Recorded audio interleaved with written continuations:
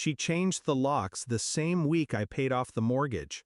Didn't even look me in the eye when I showed up, just cracked the door and said, "You don't live here anymore. Your sister earned it." That word, earned, cut deeper than any blade, because I was the one who paid off the $110,000 they owed on that roof, not my sister, me, in full, quietly, no fanfare, just a wire transfer, a signed check, and a lifetime of swallowed pride. She stood behind Mom like a shadow, arms crossed, smug tilt to her head, keys to my childhood dangling from her wrist. "You don't contribute emotionally," she said. "You think money fixes everything." I almost laughed, because that's all they'd ever taken from me.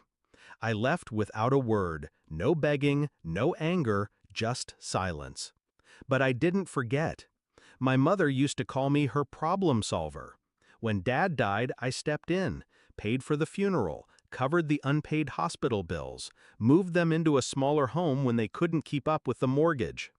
I never asked for anything back, just a little gratitude, a phone call on my birthday, a thank you when I wired the tuition money for my sister, twice.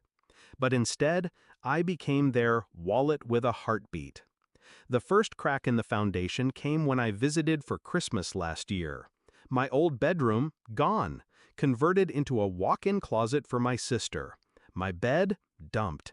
Childhood photos, packed in boxes in the garage. "You never visit," my mom said, as if absence justified erasure.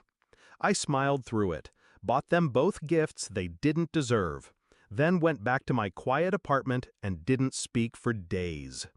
The betrayal wasn't sudden. It was slow, surgical.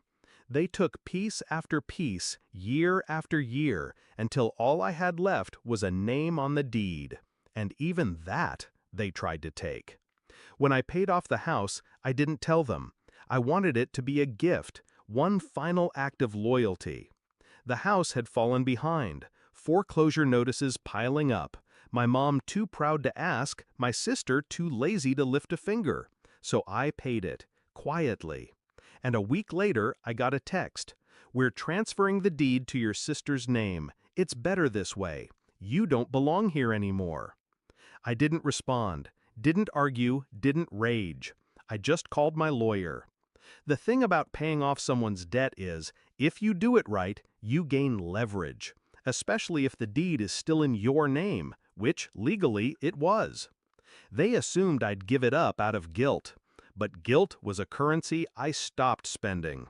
We filed the lien first, quietly, no announcement, just a shadow creeping through their earned paradise. Then came the foreclosure notice, followed by the cease and desist for illegal occupancy. It hit them like a wave, court letters, frozen accounts, phone calls they didn't understand. They called me 3 times. I didn't answer. Not until the day I showed up with 2 uniformed officers and a locksmith.